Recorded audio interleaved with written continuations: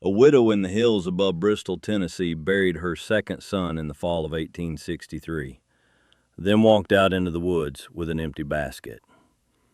The Confederate quartermasters had taken the last of her corn in August. There was no money. There was no store left that hadn't been stripped bare. What she came back with by dusk was not food any grocer in the country would have recognized as food. Acorns. Cattail roots the length of her forearm. A double handful of chicory crowns dug from the roadside. The pale papery seed pod of a pond lotus cracked open for the nuts inside. Nettles gathered with a rag wrapped around her hand. She ate through the winter of '63 on what most Americans today wouldn't kneel down to pick up off the ground. Today, most of us couldn't name 6 wild plants a mile from our own back door, let alone tell you which end of them goes in the pot. We stand in a produce aisle looking at $9 a pound for the same lotus root that widow pulled out of a pond for nothing, and we call ourselves the well-fed generation. But here's the twist. The record now says the food she gathered in that basket, the food they taught your grandchildren was peasant desperation, was more nourishing than the box on your shelf. Before we go on, there's something coming for this country, and the news won't say a word about it till it's already on your doorstep. It comes down to one number: 3 days. That's what the stores hold for you. Your grandfather's pantry held a winter, and the difference was never money, it was knowing. 904 pages of that knowing in one book. Water, fire, curing, canning, the plants that heal and the ones that kill. SilasMercer.shop. Links below. All right, back to it. I'm Silas Mercer, 7th generation on this ridge in the mountains of eastern Kentucky. My people came up in the 1790s and never left. My grandfather Eli fed 8 children off this mountain through the Depression, and most of what fed them didn't come out of a garden. It came out of the woods. Before he died, he made me copy every plant into his leather journal. This is me keeping that promise. I'm going to count down 15 wild foods that will keep a person alive, and I need you to hear me on 3 of them before we start. Number 4. They sell it at Whole Foods now for $9 a pound, and it grows for free in half the ponds in this country. Number 7. The government came for it in 1960, and most folks don't know they did. And number 2. They buried it the year a coffee company decided you'd pay for the roasted bean instead. None of these fell out of the American kitchen because they quit feeding people. They fell out because somebody figured out how to sell you a box of dinner instead. That's not on you, friend. They're good at selling. Tap subscribe before we start. Not for me. Because we're pulling these plants back onto the table, and the next one's coming soon. 15 wild foods, counting down from 15. The question isn't what did we lose. The question is who got paid the day you forgot you could feed yourself off the land your feet are standing on. Number 15, and the old man called it the supermarket of the swamp, cattail. Your great-grandmother, if she came off river bottom country, knew 4 things off a single cattail stalk. The roots you peeled and boiled for a starch that ate like a potato. The young green shoots in April that ate like a cucumber. The pollen in June you shook into a jar and mixed into flour when the wheat ran short. The brown head itself, when it was still green, ate roasted like corn on the cob. 1 plant, 4 foods, free. A family working a pond bank could pull 20 pounds of root in an afternoon at a cost of a wet pair of shoes. Nobody outlawed the cattail. The United States Department of Agriculture just stopped mentioning it around 1955. The same decade the frozen vegetable aisle taught you every green you'd ever need came in a cellophane bag from Birdseye. Birdseye didn't have to ban the pond. They just had to make sure your children wouldn't know to look at one. The University of Florida documented in 2016 that cattail rhizome starch is nutritionally comparable to potato, higher in certain minerals. Free food. sitting there right now. Cattail. 4 foods on 1 stalk. Never $1. The next one? The next one they didn't just replace. They convinced you it was ornamental. Number 14, stinging nettle. Yes, the one that bit your ankles when you were 8 years old and running through the backfield. Your ancestors picked her with a rag around the hand, threw her in boiling water for 60 seconds, and the sting was gone. What was left was a pot of greens that ate like spinach and carried more iron than the beef you couldn't afford. Eli wrote this one down in the spring of 38. First greens of the year, take before flower. Fed us in April when nothing else was up. That's the whole entry. April is the starving month in the mountains, friend. The cellar's empty. The garden isn't in. Nettle was the plant that stood between a family and going without through the leanest stretch of the year. The University of Maryland Extension confirmed in 2019 that stinging nettle carries roughly 7 times the vitamin C of an orange by dry weight and is a documented source of complete protein, rare in a green. Now they sell it dried in a tea bag for $4 an ounce. Same plant, same field. Free food, bite you once, feed you all spring. Number 13, they told you it was a weed on purpose. Number 13, dandelion. The plant a chemical company sold your father a bottle to kill. Every part of a dandelion is food. The young leaves before flower are a bitter green that stirred into hot bacon grease was the first salad of the mountain year. The flower heads, battered and fried, ate like a fritter. The roots, roasted and ground, made a coffee I'm going to come back to.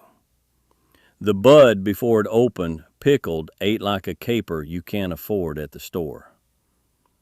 The great Atlantic and Pacific Tea Company didn't have to ban the dandelion. Scott's Miracle-Gro sold your daddy a can of weed killer in 1946 and told him a green lawn was the mark of a man who'd made it. That's the year the American front yard stopped being a garden and became a decoration you paid to poison. Now the health food store sells dandelion root tea for $6 a box. The whole plant, free, in your yard, right now. Number 12, they replaced it with something that came in a can. Number 12, poke salad. This one I'm going to be careful with because it's the one that will hurt you if you don't do it right. Poke in April and May is the young shoot before the stalk turns woody, before the plant flowers. Your grandmother in the hills cut those shoots at 6 to 8 inches. She boiled them. She poured off the water. She boiled them a second time. She poured that off. Some folks did it a third time. What was left was a mess of greens that tasted like spinach and asparagus had a child. Here's the one part you don't skip. If the stalk has gone red, don't touch it. If it's flowered, don't touch it. Only the young green shoot, and always the triple boil, always the water poured off. Do it wrong, and you'll spend the night on the bathroom floor. Do it right, and it fed folks through May for 2 centuries. Del Monte and the canned goods industry coming up after 1899 sold your grandmother a can of spinach for a nickel and told her canned was the modern way. She still gathered the poke. Her daughter didn't. Free, dangerous, real. That's the whole triangle. First pattern break. Here's where the count stops being cute and starts being the reason a food company got rich the day your grandmother stopped walking the fence line. Every plant left on this list, somebody sold your family a box to replace. Number 11, they didn't stop selling, they just charged you for it. Number 11, black walnut. Not the English walnut in the plastic bag at Kroger. The native, dark, iron-flavored nut that fell by the wagon load in every hollow east of the Mississippi. Eli hauled them with a hammer on a flat rock. Bare fingers turn black for a week. The tannin will dye a shirt if you're not careful. The meat inside is smaller, richer, oilier than the English. A single mature tree drops 50 to 100 pounds of nuts in October. Free. Every year. For 100 years running. Penn State Extension confirmed in 2020 that black walnut carries a higher protein density and a heart-healthier fat profile than English walnut. And Hammond's, the Missouri company that buys wild walnuts, pays foragers today by the truckload, meaning somebody figured out the money in a nut you have on your fence row for free. You don't have to buy the bag, you have to pick up the nut. Number 10, they built a cereal empire on the thing that replaced it. Number 10, Acorn. The nut every native people from Massachusetts to California made bread from. And every settler who lived through a hard winter learned to do the same. The trick is the tannin. An acorn straight off the tree is bitter enough to pucker a mule. You cracked them, you ground the meat, you leached the ground meal in cold running water, a creek, a sieve, and a stream, changing water for a day to a week until the bitterness rinsed out. What was left dried into a fine, dark flour that baked into a dense, sweet bread with more calories per pound than wheat. I'll tell you on myself, first batch of acorn meal I ever made, I was 12 years old, standing at Eli's elbow at the creek. I got impatient, pulled it after 4 hours, ground it, baked it, ate it, and I couldn't feel my tongue for an hour. He laughed. Then he made me do it right. Took 3 days. That loaf fed me and him both a week. Kellogg started selling boxed cereal in 1906 and taught America that breakfast came from a factory. Nobody outlawed the oak tree. They just made you feel like a caveman for looking at it. Number 9, you probably drank it wrong. Number 9, elderberry. Little purple-black cluster of berries that ripens on a tall shrub in August in every fence row in the eastern United States.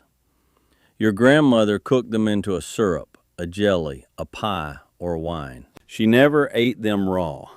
Here's the one part you don't skip. Raw elderberry, the berry, the leaf, the stem, the bark, carries a cyanide-producing compound that will make you sick. Cook them. Strain the stems. Then you're safe. And then you have one of the most powerful vitamin C sources that grows wild in this country. Eli wrote in 47, August berry, cook always, fed the cough all winter. That's the entry. Now, a bottle of elderberry syrup at the drugstore is $14 for 4 ounces. Made from berries a bird ate off a bush by your driveway. Number 8, Spring Hills used to smell like it. Number 8, ramps. The wild leek that pushes up through the leaf litter in April in the southern Appalachians and fills a whole hillside with the smell of garlic and onion mixed together. For 200 years in these mountains, ramps were the first fresh food of spring. You dug a mess in the woods, fried them in bacon grease, ate them with cornbread and eggs, and half the county could smell you coming for a week. Eli wrote in 61, first ramps up April 3rd, enough for a mess.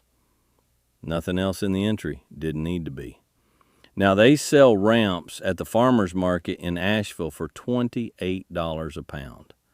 28. The same plant a mountain family thought so little of, they'd give a bag away to a neighbor. Nobody sold you the replacement. They just charged you 30 times over for what was already free. Number 7 is the teaser, and it's the one they actually regulated. Second pattern break. I want to say this plain. I'm not selling you fear. I'm not telling you the grid's coming down. I'm telling you your grandmother knew how to eat out of a woods and you don't, and that gap is worth closing on a Saturday afternoon. And with anything wild, plant or mushroom, if you don't know, don't eat. That's the whole safety rule. Number 7, sassafras. The root that flavored root beer before there was a root beer company. The tea that every mountain family drank in March to thin the winter blood. The tree with 3 shaped leaves that grows wild from Maine to Texas. Eli made sassafras tea every spring. Dug the root, split it, boiled it, sweetened it with sorghum, tasted like the woods coming back to life. In 1960, the Food and Drug Administration banned saffrole, the compound that gives sassafras its flavor, from commercial food and drink after a study found it caused cancer in rats at massive concentrated doses. Root beer companies switched to artificial flavor and never told anybody. Home use of the actual root in a tea at a normal cup strength is a nuanced legal picture and one people in these mountains never stopped. But the commercial tree, the industry version, is gone. The one part you don't skip: know your dose, know your source, and understand you're brewing an old tea that the government took a position on. That's the honest note. Number 6, they don't sell it because it grows too fast. Number 6, lamb's quarters.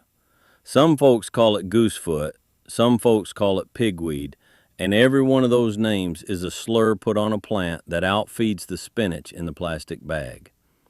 It grows on any disturbed ground, the edge of the garden, the vacant lot, the pile of dirt behind the barn. The young leaves ate raw or wilted like the finest spinach you ever had. The seed, gathered in fall, was the same grain the Aztecs cultivated. The United States Department of Agriculture, Agricultural Research Service, has documented lamb's quarters as nutrient denser than commercial spinach. More calcium, more iron, more protein by weight. Eli wrote in 52, 2 rows of quarters better than a row of chard. Nobody sold you a boxed replacement. The supermarket chains standardizing produce in the 1950s just refused to stock a green they couldn't grade to a uniform shape. So the plant got called a weed by 3 generations that never tasted it. Number 5, they sell it now at $50 for a case at a fancy grocer. Number 5, pawpaw. The largest native fruit in North America, tastes like a banana crossed with a mango, grows wild in 26 states, and you have probably never eaten one. The tree grows in the shady bottoms. The fruit ripens in September, drops to the ground bruised, and rots in a day. It won't ship. It won't sit on a shelf. You have to go to the woods to eat one. The University of Kentucky Extension has been publishing on the pawpaw since 2018 as a lost native crop with commercial and nutritional potential. The reason it's not in your grocery store is the reason it's the perfect wild food. It doesn't travel, which means the money is in the tree, and the tree is standing in a woods a mile from most Americans right now, dropping fruit onto the leaves. Number 4, and I told you I'd come back to it, third pattern break. Home economics came out of the schools in the 1970s and 80s. The last generation of American children who were taught even the names of these plants finished high school in 78. Everything after that, you had to teach yourself. Number 4, the American lotus. The pond plant with the pale yellow flower and the pale, papery seed pod that looks like a shower head. The one your children called a rattle when it dried out and shook. Every part of it fed people. The tuber, dug from the pond bottom in fall, ate like a starchier potato, crunchy and sweet. The young leaves, cooked like a green. And the seed pod, the very thing I've got sitting here on this table, cracked open when green, gives you a double handful of seeds that eat like a chestnut, and ground dry give you a flower. Native people from the Mississippi to the Great Lakes lived off it. Confederate Hill families in Tennessee ate it in '63.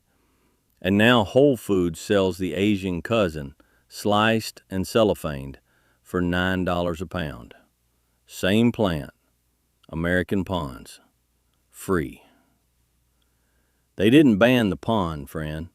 They just quit teaching you what was in it.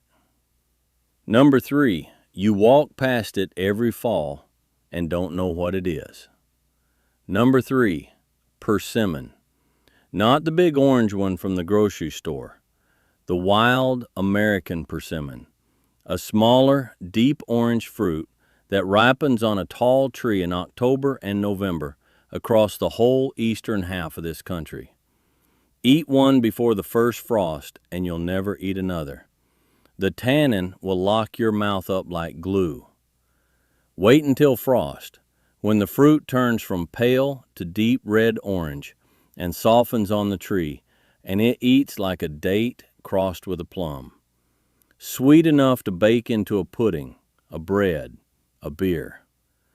Eli wrote in '52, persimmons after first frost, never before. Pudding, Thanksgiving. Whole entry. The commercial fruit industry never went after the persimmon.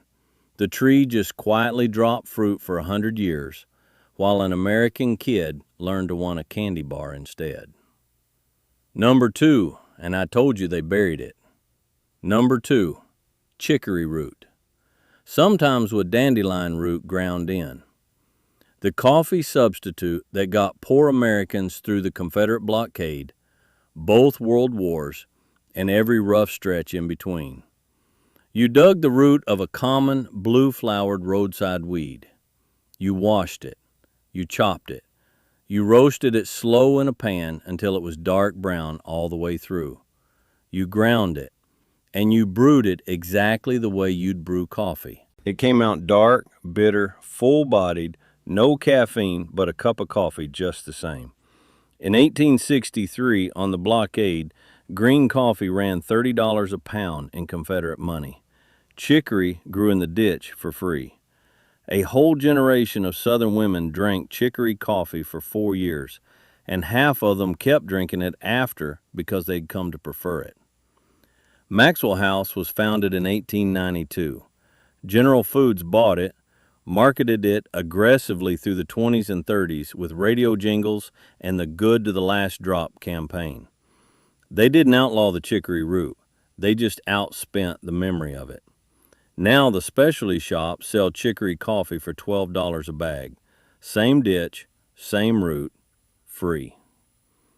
Number 1 isn't a plant.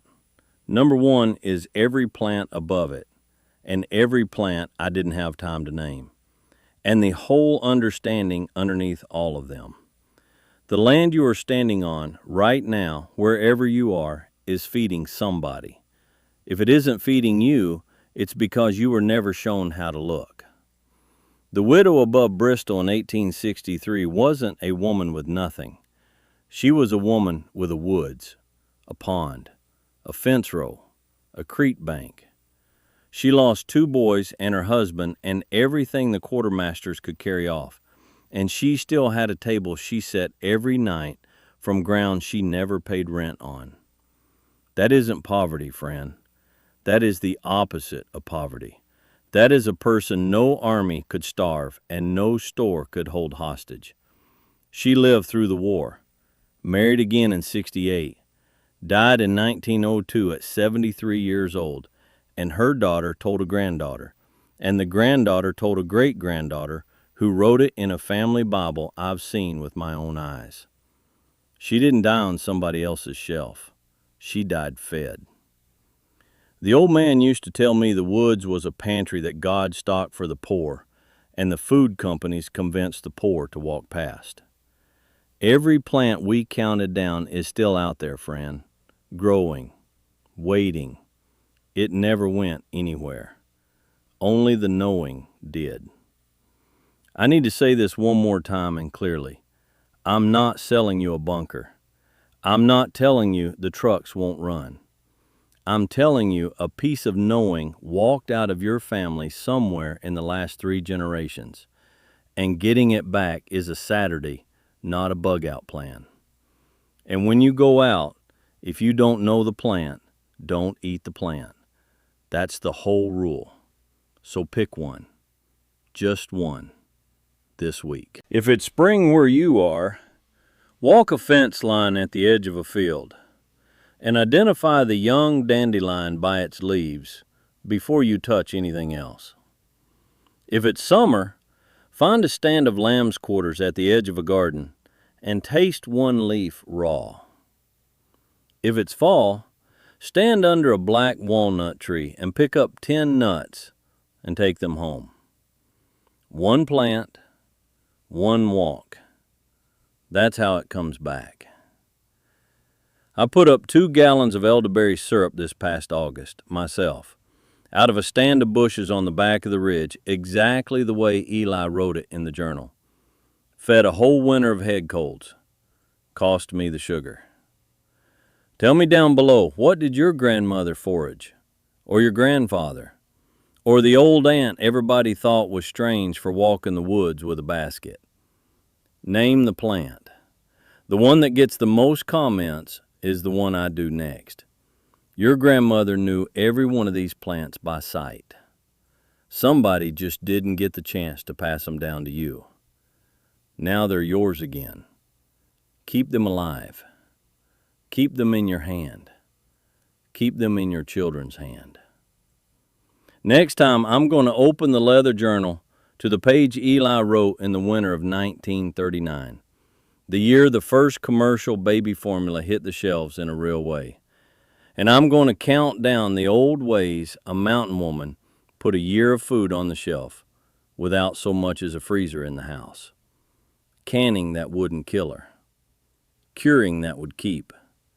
Cellar work that would carry a family clear to the next harvest. Subscribe. Come back for it. There's more of these old plates than one man can carry alone, and I need the help remembering. Keep the old ways. They kept us.